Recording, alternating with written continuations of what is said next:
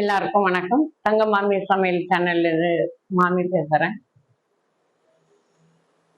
நம்ம எவ்வளவோ உணவுகள் புதுசு புதுசா வருது. நம்ம பழங்காலத்து உணவுகளும் நம்ம பார்க்குறோம், சாப்பிட்றோம், எல்லாம் செய்யறோம். உடல் ஆரோக்கியத்துக்காக வீட்டுல பெரியவங்களுக்கு, குழந்தைங்களுக்கு எல்லாருக்கும் கொடுக்கலாம். இதுல இந்த உளுந்தங்களின்னு எல்லாம் நிறைய பார்த்துருப்போம். கருப்பு உளுந்து போட்டு பண்ணி செஞ்சு எல்லாமே பண்றோம். அந்த காலத்துல உளுந்தங்களிங்கிறது கருப்பைக்கு வலு இருக்கும். வயசுக்கு வந்த குழந்தைங்களுக்கு பண்ணி வீட்டுல கொடுப்பாங்க. அப்படியெல்லாம் எல்லாம் நம்ம கேள்விப்பட்டிருக்கோம், பண்ணியும் பார்த்துருக்கோம். இத சாதாரணமாவே இது ஒரு உணவா, ஒரு பதார்த்தமா நம்ம வீட்டுல எல்லாருக்கும் செஞ்சு கொடுக்கலாம். கருப்புளுந்து எல்லாரும் இன்னைக்கு வேலைக்கு போற காலத்துல கருப்புளுந்து எடுத்து அதை ஊற வச்சு வறுத்து செஞ்சு கொடுக்கறது ஒரு சிரமமா கூட தெரியலாம். கருப்புளுந்து போடும்போது நிறம் கம்மியா வரும். அதனால குழந்தைங்க என்ன பண்ணும், அதை கருப்பா இருக்குன்னு அதை சாப்பிடாம கூட விடலாம். நம்ம வீட்டுல இருக்கிற அஞ்சலப்பட்டுல இருக்கிற உளுந்து, நம்ம கிட்ட அரிசி இருக்கிறத வச்சு நம்ம ஆரோக்கியமா புதுசா நம்ம எது வேணாலும் அதுல நம்ம நல்ல பொருள்களை உடல் ஆரோக்கியத்துக்காக சேர்த்து சத்தான உணவா அதை நம்ம மாற்றி கொடுக்கலாம். இன்னைக்கு அந்த உளுந்தங்களி தான் இப்ப நான் உங்களுக்கு எங்க வீட்டுல எங்க அம்மா எப்படி எங்களுக்கு செஞ்ச கொடுத்தாங்களோ அந்த காலத்துல, அது மாதிரி நான் இன்னைக்கு உங்களுக்கு செஞ்சு காமிக்கிறேன். வாங்க, அதுக்கு தேவையான பொருள் என்னன்னு பார்க்கலாம். குண்டு உளுந்து, புழுங்கரிசி, மட்டை அரிசி, கருப்பட்டி கருப்பட்டி பனவெல்லம், நெய், தேங்காய் துருவல், ஏலக்காய், திராட்சை, முந்திரி, பேரிச்சம்பழம், அத்திப்பழம், வெந்தயம், நல்லெண்ணெய். இந்த பொருள் எல்லாமே நம்ம எடுத்திருக்கோம். இதுல எதுவும் கிடைக்கலனாலும் பரவாயில்ல, இதை பண்ணிக்கலாம். நம்ம என்கிட்ட வீட்டுல இருந்ததை நான் எடுத்து வச்சிருக்கேன். உங்க வீட்டுல இருந்தா பண்ணலாம், இல்ல வாங்கி செஞ்சு பார்க்கறதுனாலும் செஞ்சு கொடுக்கலாம். இல்ல நம்ம அது ஒண்ணு கம்மியா இருந்தா கூட பரவாயில்ல, இதை நம்ம வீட்டுல எல்லாருக்கும் இந்த உளுந்தங்களையே செஞ்சு கொடுக்கலாம். இப்ப அதை நம்ம எப்படி செய்ய போறோங்கிறத பார்க்கலாம். எப்பவும் போல நம்ம இரும்பு கடை தான் வச்சிருக்கோம். இரும்புல சூடு அதிகம், ஒரே சீரா வறுக்கலாம். மற்ற பொருளை விட நல்ல கனமான சட்டி இது மாதிரி கிடைக்கும் போது நீங்க வாங்கிக்கலாம். இது இல்லை அப்படின்னா வீட்டுல நீங்க என்ன ஆர்டினரியா பண்றதோ அதை வச்சு பண்ணிக்கலாம். இதுக்குதான் இதுதான் வேணும் அப்படிங்கிறதெல்லாம் இல்லை, இங்க இருக்கு பண்றோம். இல்லைன்னா நீங்க டெய்லி எதுவும் உபயோகப்படுத்திருந்தோ அதை வச்சுக்கலாம். இப்ப குண்டு உளுந்து, நீங்க இட்லி தோசைக்கு போடுற அதே குண்டு உளுந்து தான் எடுத்திருக்கேன். குண்டு உளுந்து தான் ஒரு கப் போட்டிருக்கேன். இதை நல்லா நம்ம கை விடாம சிவப்பா வறுத்துக்கலாம். தீய விடக்கூடாது. வறுக்காம எடுத்துட்டோம்னா பச்சை உளுந்து பிசு பிசுன்னு சாப்பிட நல்லா இருக்காது. நல்ல அல்வா மாதிரி வரணும், நல்ல வாசனையா இருக்கணும் அப்படின்னு நம்ம நல்லா வறுக்கணும். நல்ல சிகப்பா நம்ம பொறுமையா, எப்போ வறுக்கிற பொருள்கள் எல்லாமே நம்ம அவசரப்பட்டு வறுக்காம மெதுவா தீ வச்சு மெதுவா வறுத்தாதான் உளுந்துலையும் வறுப்படும். இப்ப இந்த உளுந்து நல்லா சிவந்து போச்சு. வாசனை அப்படியே மனம் தூக்கி அடிக்குது, உளுந்துடைய மனம். இப்ப இந்த உளுந்து ஒரு தட்டுல நான் மாத்திக்கிறேன். இந்த அளவுக்கு நம்ம சிவப்பா வறுத்துக்கலாம். இப்ப இது தீட்டாத புழுங்கரிசி, தீட்டாத நம்ம புழுங்கரிசி. இது கடையில கிடைக்கிறது, நீங்களும் இதை வாங்கிக்கலாம். இது கிடைக்கல அப்படின்னா வீட்டுல நீங்க போடுற சாப்பாட்டுக்கு போடுற புழுங்கரிசியை உபயோகப்படுத்திக்கலாம். புழுங்கரிசி போடுறது நல்லது எல்லாத்துக்குமே. ஏன்னா அது மேல தீட்டாது இருக்கு. பச்சரிசின்னா நமக்கு தீட்டி விளையர்னு வருது.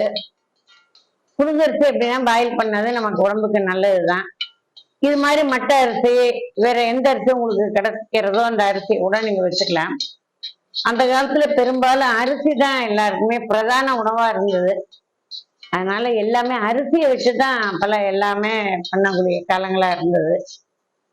இந்த அரிசி பொரியறது, நல்லா பொரியற சத்தம் கேட்கறது. அந்த முழு ஏலக்காய் ஒரு 6 ஏலக்காய் போடுறேன்.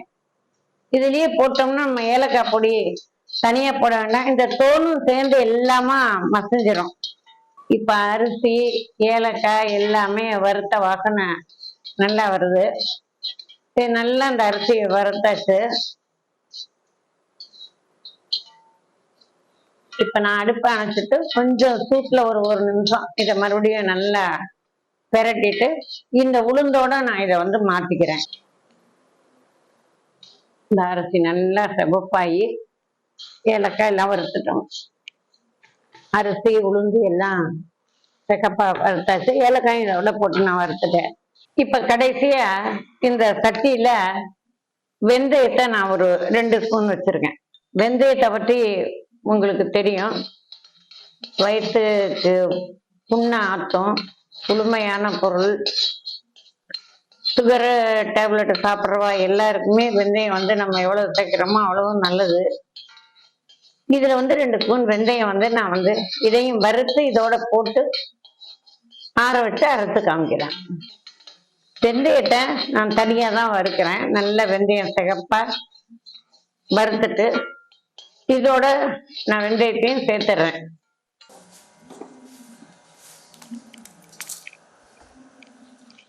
இப்ப வெந்தயம், அரிசி, உளுந்து, ஏலக்காய் எல்லாமே நல்லா சிவப்பா வறுத்து ஒண்ணாக்கி வச்சிருக்கேன். இது ஆற விட்டு நான் மிக்சியில அரைச்சு காமிக்கிறேன். எல்லாம் ஆறிப்பட்டு இப்ப இதை நான் மிக்சியில நைஸா பவுடரா பொடி பண்றேன்.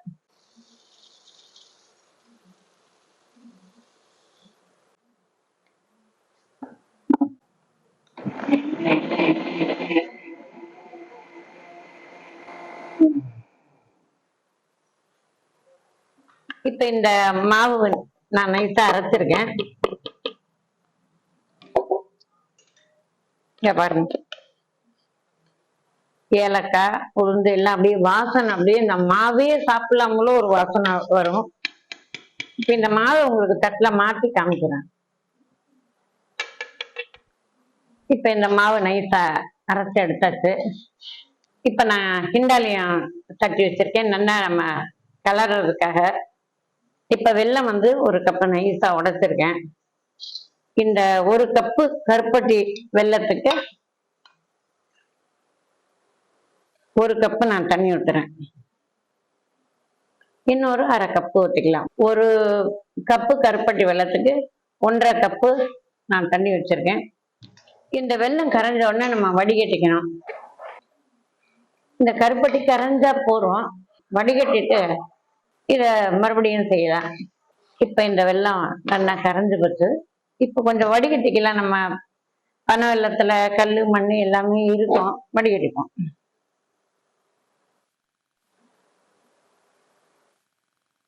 இப்ப இதை நல்லா வடிகட்டிட்டேன் நானு.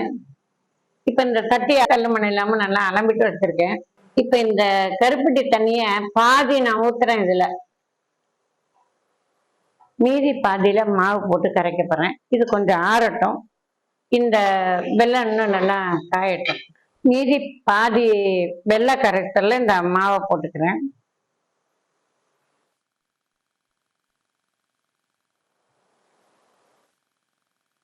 இந்த வெள்ளை கரைசல்ல இந்த மாவை நம்ம நல்லா கரைச்சிக்கிறோம். இப்ப வந்து இது இந்த வெல்லம் கொதிக்கிற வெள்ளத்துல நான் ஊத்துறேன். 2 ஸ்பூன் தேங்காய் துருவல் வச்சிருக்கேன், அதையும் இதுல நான் போட்டுறேன். இப்ப மீதி இருக்கிற வெள்ளை கரைசலையும் இதுல நான் ஊத்திறேன்.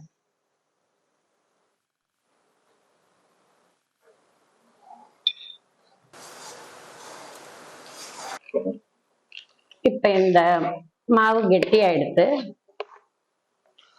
இந்த உளுந்தங்களி இப்ப ரெடி ஆயிடுத்து.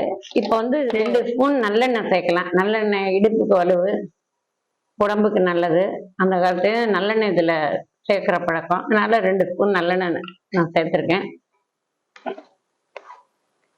இப்ப பாத்திரத்துல உங்களுக்கு ஒட்டாம வருது. நல்லெண்ணெய் வாசனை, இந்த உளுந்து ஏலக்காய் எல்லா வாசனையும் சேர்ந்து ஒண்ணா வருது. அந்த காலத்துல இப்படியே கருப்பு உளுந்த போட்டு அரைச்சு அப்படி கப்பல போட்டு கொடுப்பேன். இப்ப நம்ம வீட்டுல குழந்தைங்க பெரியவர்களுக்கெல்லாம் கொஞ்சம் நமக்கு நல்ல ஒரு ஆரோக்கியம் வேணும் அப்படின்னுங்கும் போது நம்ம என்ன பண்ணலாம், இப்ப வந்து முந்திரி, வறுத்த முந்திரி 4 வச்சிருக்கேன், இதை நான் இதுல சேர்க்கிறேன். திராட்சை, பேரிச்சம்பழம் எப்பவுமே எல்லாருமே நம்ம வாங்கி யூஸ் பண்ணுவோம். அந்த பேரிச்சம்பழத்துல நம்ம ஒரு 4 போட்டா பெரியவாளுக்கும் உடம்புக்கு வந்து நல்லது, சாப்பிட்றதுக்கும் இதோட சேர்ந்து போயிடும். வீட்டுல அத்திப்பழம் இருந்தது, அது ஒரு 4 துண்டு நான் போடுறேன். அது மாதிரி உங்களுக்கு பழமெல்லாம் ஏதாவது குழந்தைங்களுக்கு போட்டு கொடுக்குற மாதிரி இருந்து கூட நம்ம அதை போட்டு கொடுக்கலாம். அதோட வாசனைக்கு நான் நெய் ஊத்துறேன், ஒரே ஒரு ஸ்பூன் நெய் ஊற்றிக்கலாம். இந்த உளுந்தங்களி ரெடி. இது உளுந்தங்களின்னு சொல்ல முடியாது, கிட்டத்தட்ட அல்வா மாதிரி தான் இருக்கும். இதுல எதுல நம்ம பண்றோம்னு தெரியாமையே நம்ம குழந்தைங்களுக்கு இத பவுல்ல போட்டு நம்ம கொடுத்துடலாம். நெய் வாசனை அப்படியே தூக்கி அடிக்குது. இந்த ஆரோக்கியமான ஒரு உளுந்தங்களி ரெடி ஆயிடுச்சு. இந்த சத்தான உளுந்தங்களி ரெடி ஆயிடுச்சு.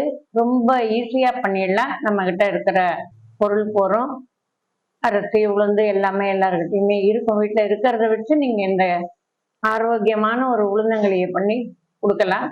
பள்ளிக்கூடம் விட்டு வர குழந்தைங்களுக்கு ஒரு பவுல்ல போட்டு கொடுக்கலாம். பழமெல்லாம் கூட ஏதாவது தேவைன்னா குழந்தைங்களுக்கு பிடிக்கும்னா அதை கூட சேர்த்து கொடுத்தா கூட அது ஒரு சாப்பிட்டுருங்க. எல்லாமே உடம்புக்கு மிக ரொம்ப நல்லது. இது பிரசவித்த தாய்மார்களுக்கு கொடுக்கலாம்.